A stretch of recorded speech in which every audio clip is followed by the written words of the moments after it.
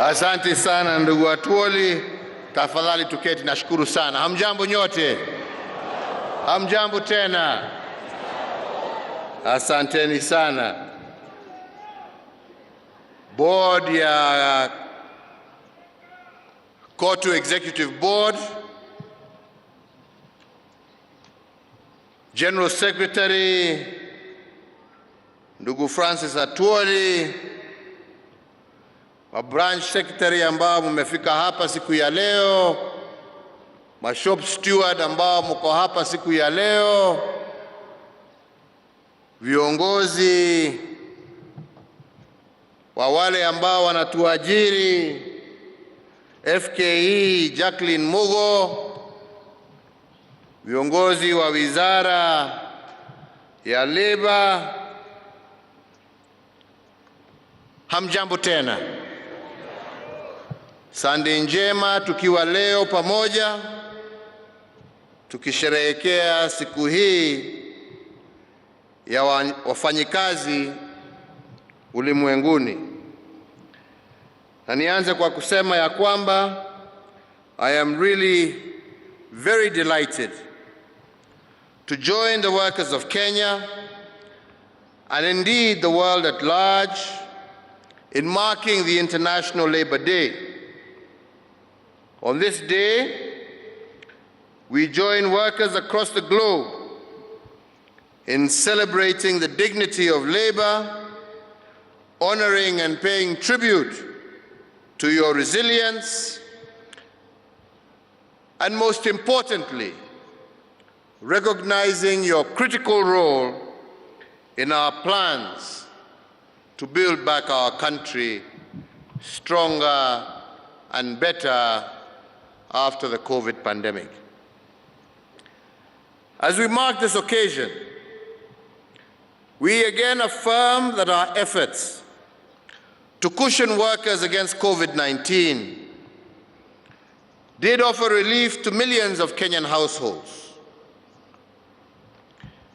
Many may recall that at the height of the pandemic, we took necessary action to reduce pay-as-you-earn for the lowest workers in order to avail more income to our workers across the country. We took action to reduce VAT on many of our essential products, amongst many other actions, and all this aimed at trying to ensure that a global pandemic did not impact too negatively on our citizens.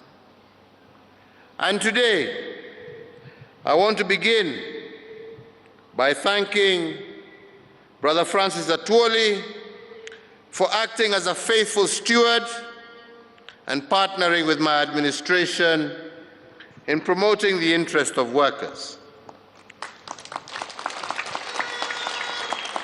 Our workers are the backbone of our economy. You are the backbone of our way of life. And indeed, throughout the COVID-19 disruptions that began in the year 2020, today we celebrate our first face-to-face celebration since the onset of COVID. And we celebrate you, our workers, who have kept the Kenyan flame burning bright. And indeed, for that, as a country, we shall remain forever grateful and indebted to all of you for your genuinity and your support in a very difficult time. Today again, we convene at a unique time in our history, a history of our region and a history of the world. Globally, efforts to build our economies back after the COVID-19 pandemic have been slowed down by a myriad of events on the global scene which have put our multilateral system under undue stress. We all know that from the onset of COVID, and as the world was trying to recover, new geopolitical actions have interrupted our recovery path, matters that have been well beyond the capacity of many nations, especially developing nations across the world. We as Kenya are still a young nation. In fact, as I have said repeatedly, we as Kenya are a work in progress. And like everything else under construction, a nation building is not and can never be an event. It is a process. A process that needs patience, a process that needs perspective, a process that requires sacrifice, a process that requires persistence, but above all, a process that requires and needs positive energy. Great nations across the world are built on positive energy. They are built on hope and affirmation. And you as workers are the embodiment of these pillars. I encourage you to continue powering our development by building and believing and being champions of our Kenyan dream. Leo hii tumekaa hapa, wakati tunaongea nikiangalia huko naona magari ikipita kule juu, barabara za anga. Hii ni kwa sababu ya kazi yenu. Hii ni kwa sababu ya ushujaa wenu. Hii ni kwa sababu ya kuamini ya kwamba nchi yenu inaweza kutimiza mengi, sio kila saa kujilaumu ama kukubali wengine wafanye. Anyway, wacha nisiseme hiyo, mimi nimekuja kuongea mambo mengine.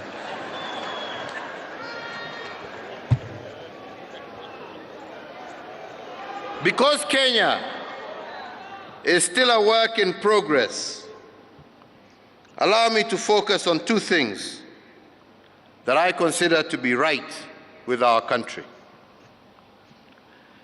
And I believe the first has to do with opportunities created by our economic transformation as a nation.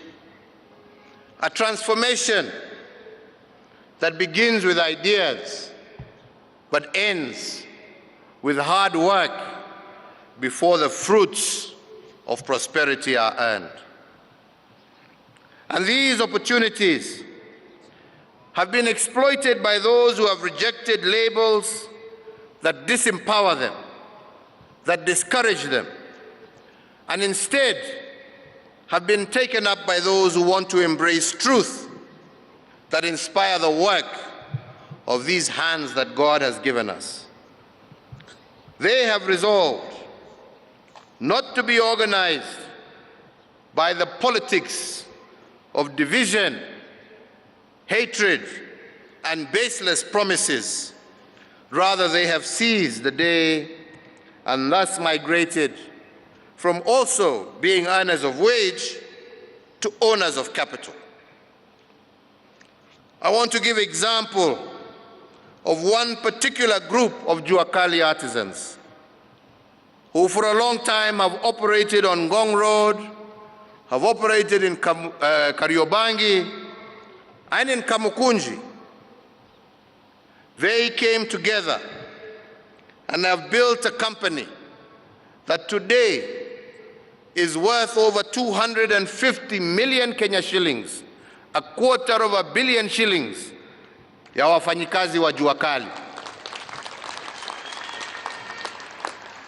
And they have been able to do this because they believed in their own capabilities and not in difficult and empty political promises. And this is what should inspire us all, and in particular our young people. And I want to tell you how they did it. When my administration rolled out the affordable housing scheme under our Big Four agenda in 2019, a group of Jua Kali artisans from these areas came to see me and said that they wanted to be involved in that agenda. And we contracted them to make doors for the houses that were being built for one of our projects. And as they executed this contract, they decided to form a company that would receive their payments.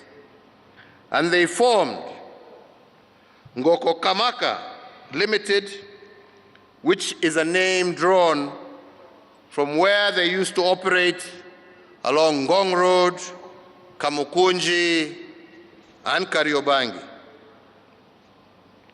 On completing their task of building those doors just for one estate, this group of Jua Kali artisans bought 55 units of the houses of whose doors they were making, and in 2 years, they have moved from an ad hoc Jua Kali entity to a formal business entity which has the requisite creditworthiness to take large loans from banks.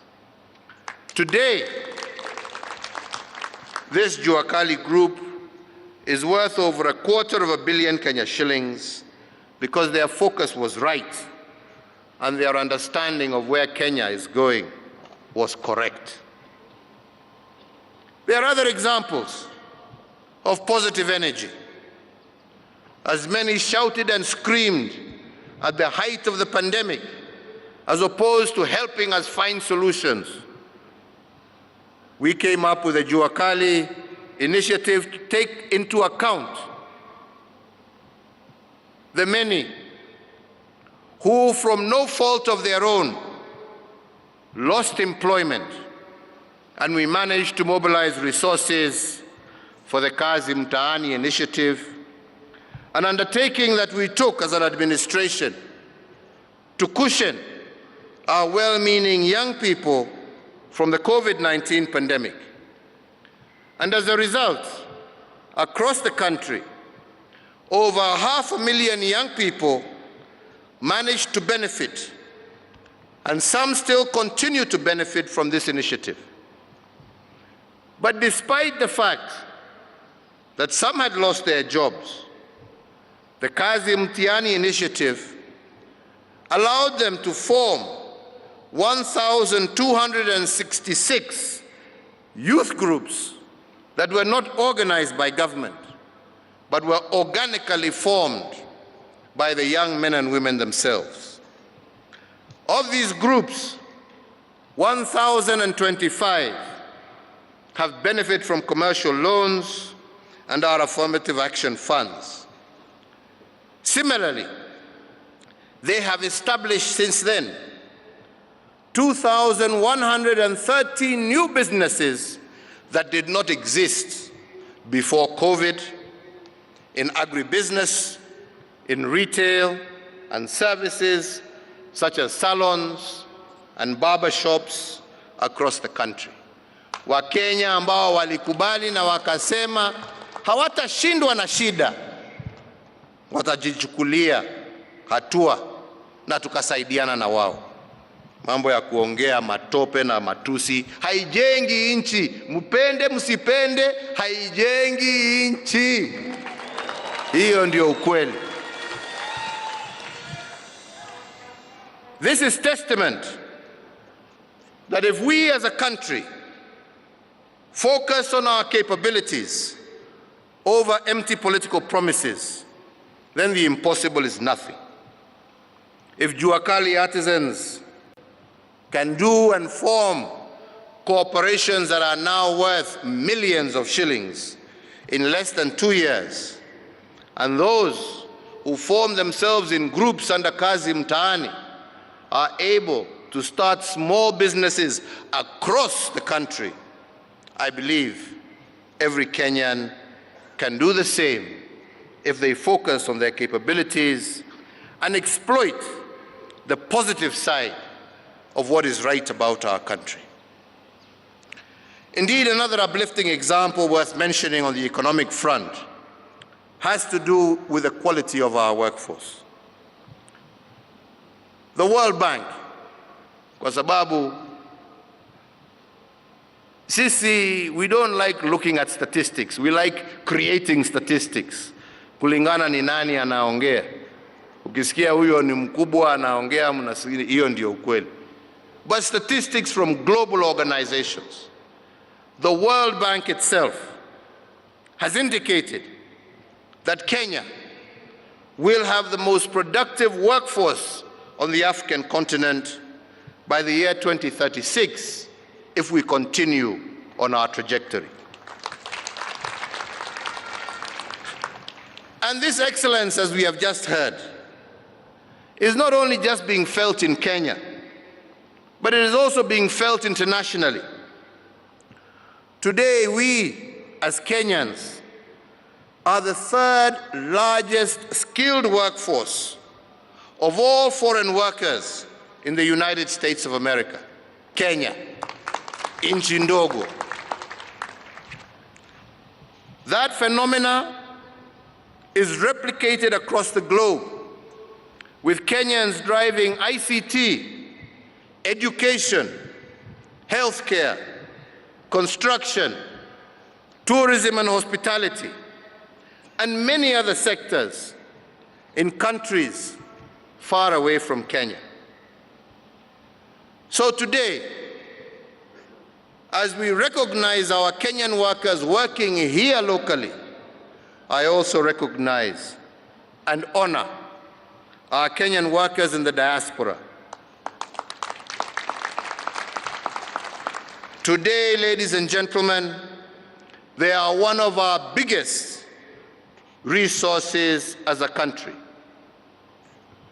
When I took the oath of office in 2013, Kenyans in the diaspora used to remit approximately 117 billion Kenya shillings back into our economy every year.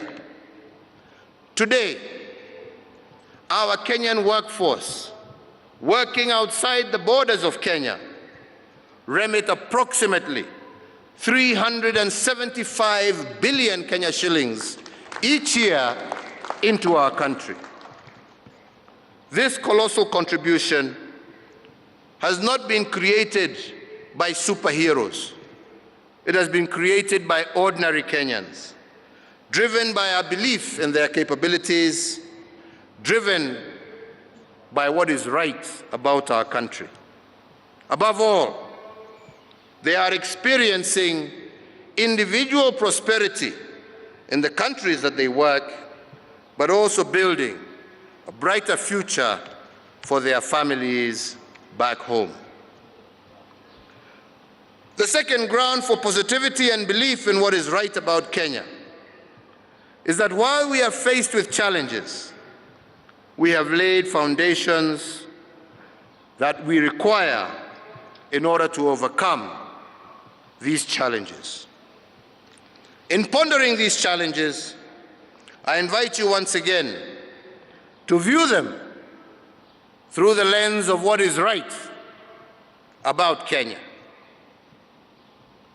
There is no question, fellow Kenyans, that the cost of living throughout the globe has shot through the roof as a result, first of COVID-19, and consequently as a result of the conflict that is ongoing in the Ukraine and Russia.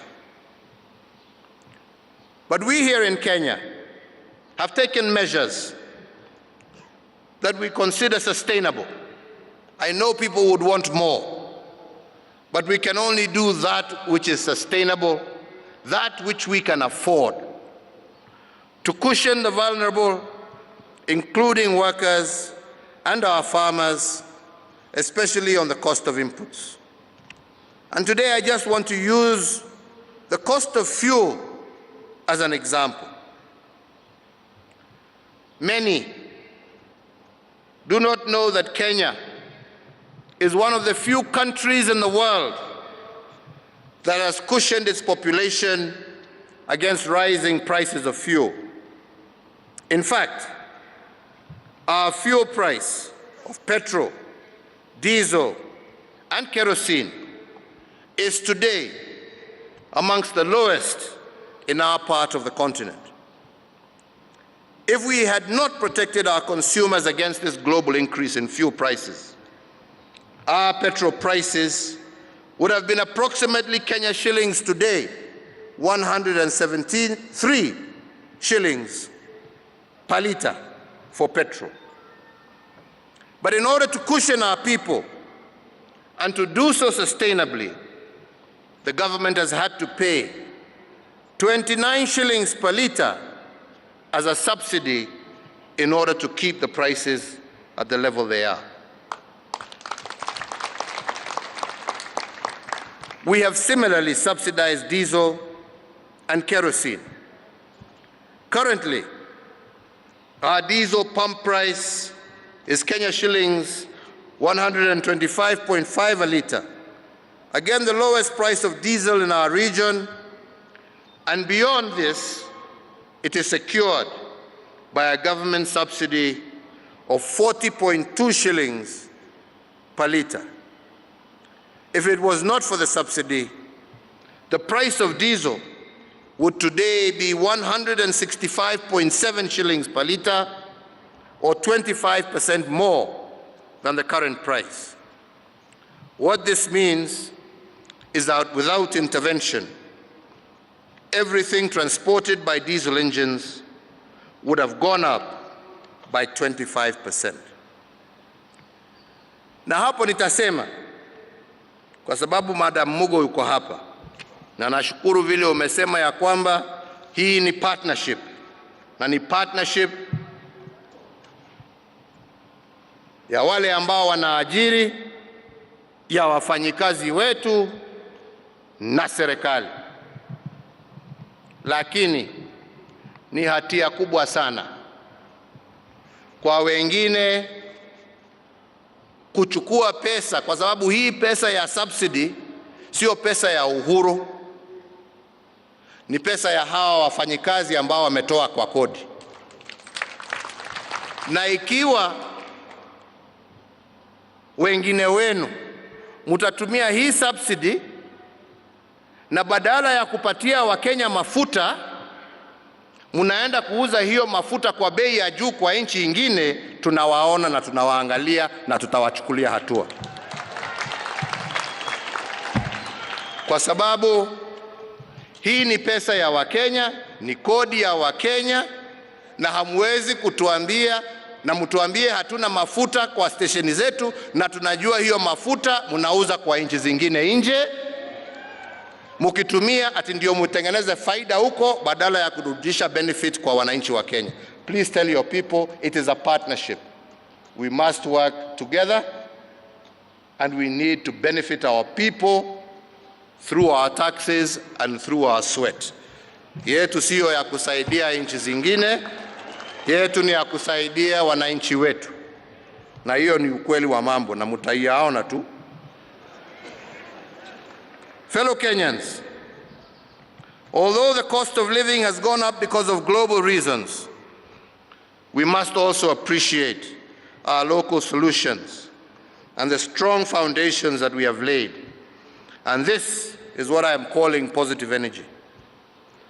On account of the various economic stimulus packages rolled out by administration over the last 2 years, we have helped to cushion, not resolve, to cushion, because we can only do that which we as a nation can afford.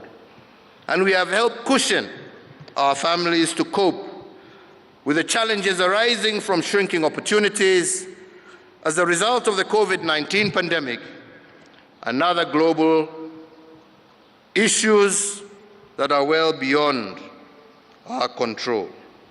And indeed, I am proud to say that unlike the private sector that declared redundancies that led to retrenchments, we in the public sector maintained our workforce at pre-COVID levels.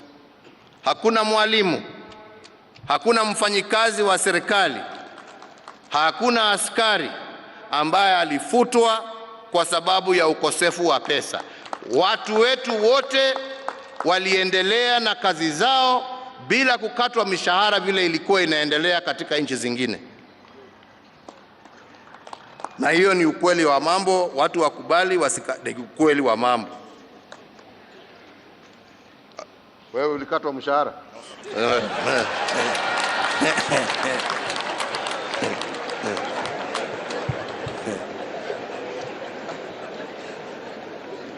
So in that same regard, I equally call on the private sector as key partners of the state in our journey of economic development. Please, let us work in the same spirit, Madam Jane Mogo, you've just mentioned. Let us all make readjustments that will secure the elusive balance between profitability on one hand and on the other hand, sustaining the wellness of our labor force. You need them to make your profit. In lean times, let us also sacrifice a portion of our profits to keep our labor force happy.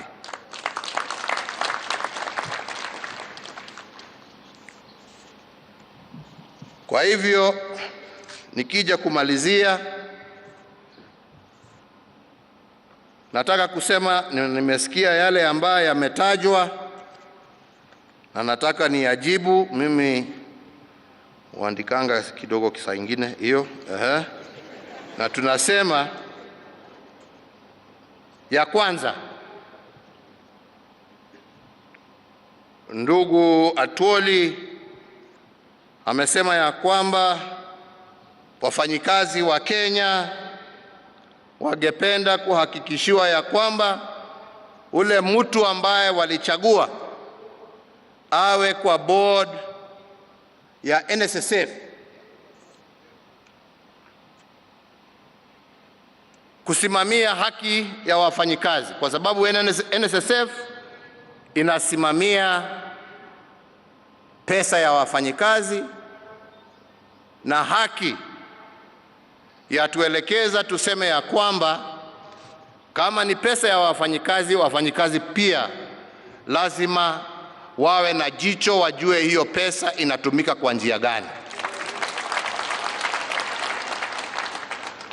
Kwa hivyo waziri, mimi nakuamurisha leo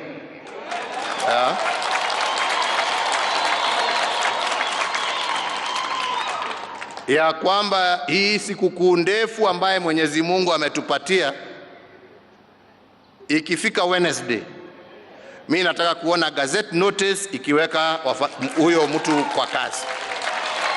Agreed? Na hiyo ni amri, sio maombi. Yake ilikuwa maombi, yangu ni amri. Yeah. Si namna hiyo? Ya pili, umesema ya kwamba kwa board ya NHIF ile sheria ambayo iko imenyima wafanyikazi wa Kenya haki ya kuwa na kiti katika hiyo board. Wajumbe wako ndio hawa, na waona na waangalia. Maina Kamanda namuona chief whip hapo, nawaona wengine, madam yuko hapa wa Nairobi, dada yuko pale. Hebu simameni muonekane. Haya, ongea na watu yako, hawa ndio watu yako. Sheria ni yao, wakipitisha mimi nitaweka kidole. Si namna hiyo? Kila mtu na kazi yake jameni. Ama ni namna gani? Ya tatu umesema ni mambo kuhusu SRC. Tuoli my friend. Sasa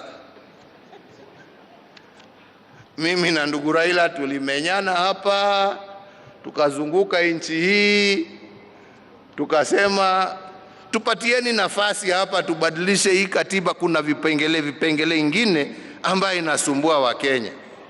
Nyinyi wenyewe mumeangalia, sisi tumetoa jasho tukitafuta, wengine wamesema hawataki. Nyinyi mtajibu hiyo kwa uchaguzi ambaye inakuja.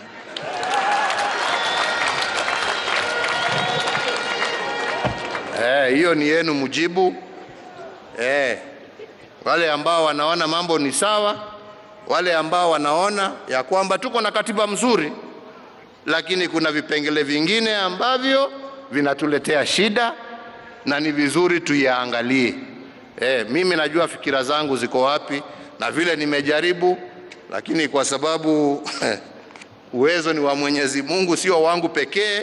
Uwezo ni wenu nyinyi wa Kenya. Uwezo ukaenda ukachukuliwa hapo na koti, na mimi nikasema sina vita na mtu. Mtaamua hiyo kwa mtaamua vipi jameni? Mnataka tubadilishe hii tutengeneze ama mnatakaje? Nataka kuona kwa mikono ni wangapi wanasema tunataka tutengeneze na ndio haki ipatikane. Ama ni namna gani wenzangu? Tusije tuwe watu ambao ni wadanganyifu.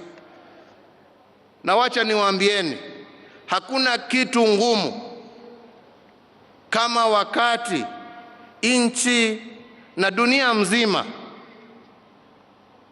iko na shida mingi mbali. Shida ambayo inategemea viongozi. Shida ambayo ina haja na viongozi kuwa wanakaa, wanaketi, wanajadiliana kwa sababu ya vile mambo yalivyo magumu. Na mimi nawashukuru wa Kenya kwa sababu mambo yamekuwa magumu, sio tu kwa nchi yetu. COVID sio wa Kenya walilete.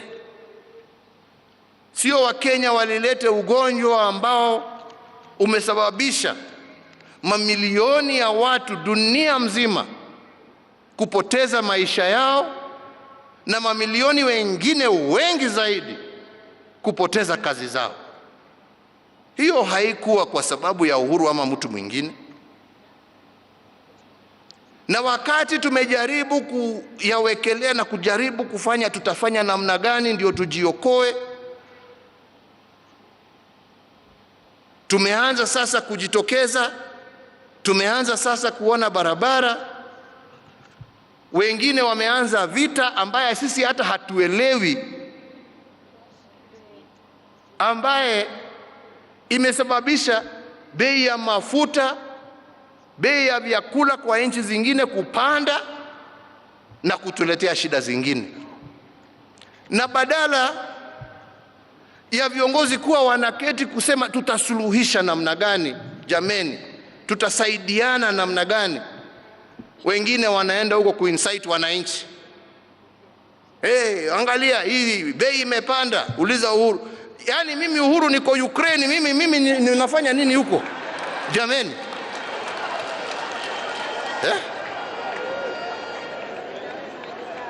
Mimi COVID nilikuwa huko kulea kutoa mimi.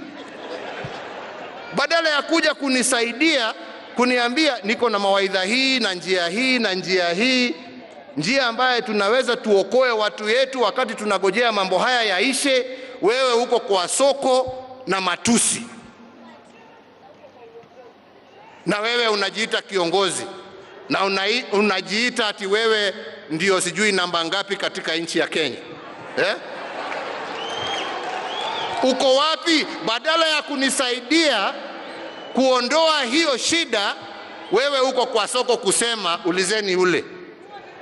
Basi si ungewacha uniwachie mimi nitafute mtu ambaye angenisaidia jameni?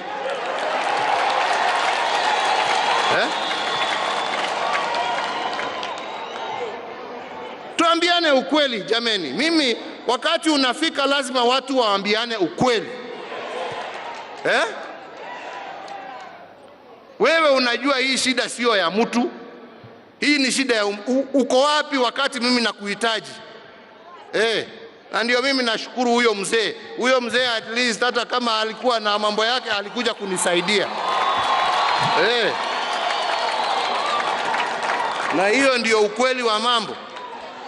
Na alijua hii sio shida ya mtu, ni shida ya nchi, ni shida ya ulimwengu. Tutasaidiana njia gani ndio tuokoe wananchi wetu? Matusi ndio nawaambia. And empty promises take you nowhere.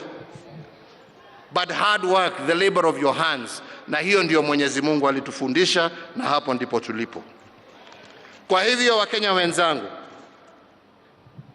recognizing because of all these challenges that we have not had a review of the minimum wage over the last 3 years, further acknowledging the increased cost of living, with inflation currently hovering between 5 and 6% annually.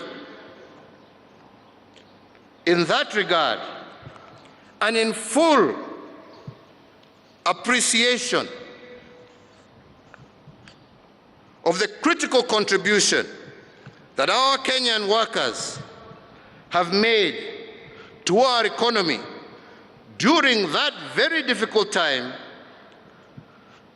as a caring government, we find there is a compelling case to review the minimum wages so as to cushion our workers against further erosion of their purchasing power, while also guaranteeing the competitiveness of our economy. And in that context, I today declare an increase of the minimum wage by 12 percentage points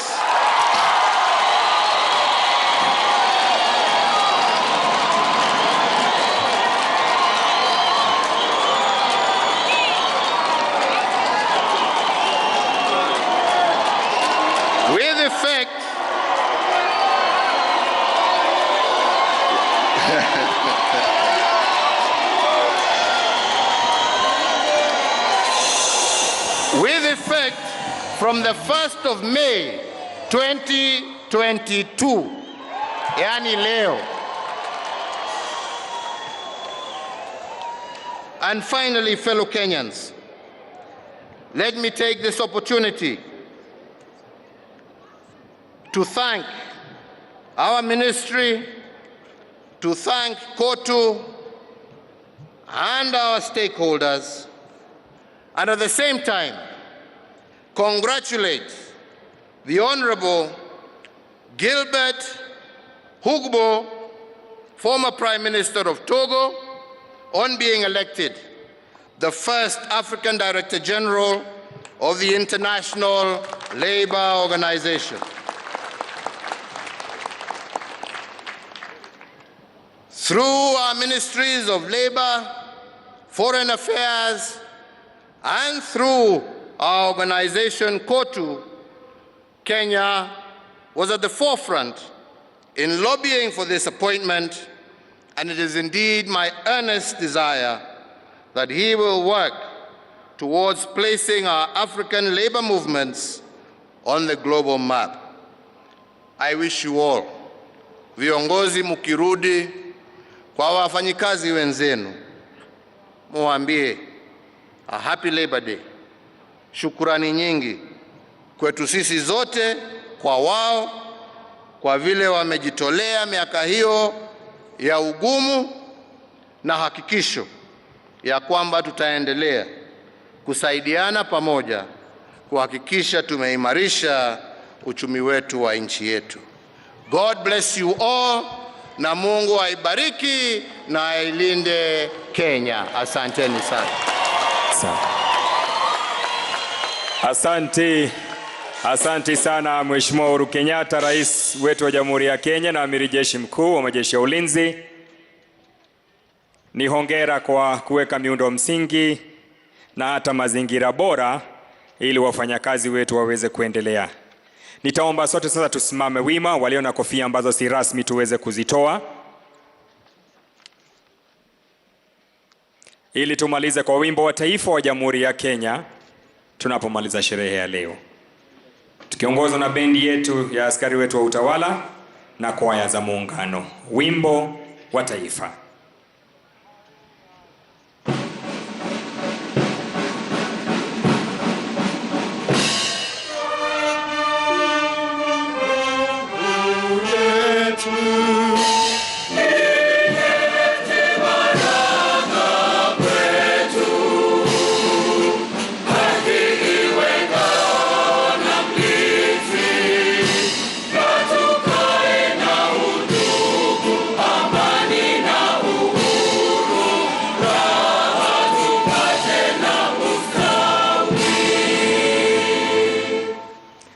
Shukrani za dhati, na niombe viongozi wetu kwenye jukwaa rasmi tuwe watulivu anapoondoka Mheshimiwa Rais. Tutulie tafadhali.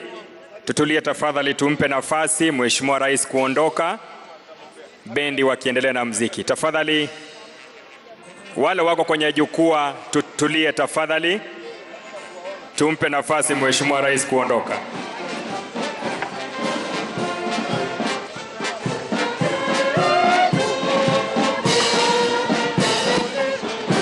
Tutulie tafadhali, wale wako kwenye jukwaa la rasmi tafadhali tutulie, Mheshimiwa Rais aweze kuondoka. Tumpe nafasi. Asante sana Mheshimiwa Rais kwa kushiriki nasi na hata zile ahadi ambazo umetupa na utendakazi wako. Tumpongeze anapoondoka Mheshimiwa Rais kwa makofi tafadhali kwa kazi nzuri ambayo anafanya kwa ajili ya watendakazi. And that concludes the Labor Day celebrations here at the Nyayo National Stadium. And a lot of the workers who came here anticipating that the government will give them some form of good news will actually leave with smiles on their faces, because the government, or rather the president, has actually reviewed the minimum wage by 12%, meaning that if the minimum wage, or rather when the minimum wage was at 17,240 shillings, that will increase to 20,666 shillings, meaning that Kenyans will actually enjoy more. And the president said that this was in regard to the high cost of living that was witnessed, that is being witnessed in the country and is currently being experienced. Further, the Court Secretary General Francis Atwoli stated that they were pushing for at least 40%, but after negotiations with the Federation of Kenya Employers, they managed to come down to 23%, and the president seems to have met them at that half point of 12 percentage points increase in the minimum wage. And I'm going to bring in my colleague Sam Ogina. Sam, coming into this event, when we were speaking to the individuals before the president came in, most of them, this is what they were hoping for. And once the announcement was made, you saw the sort of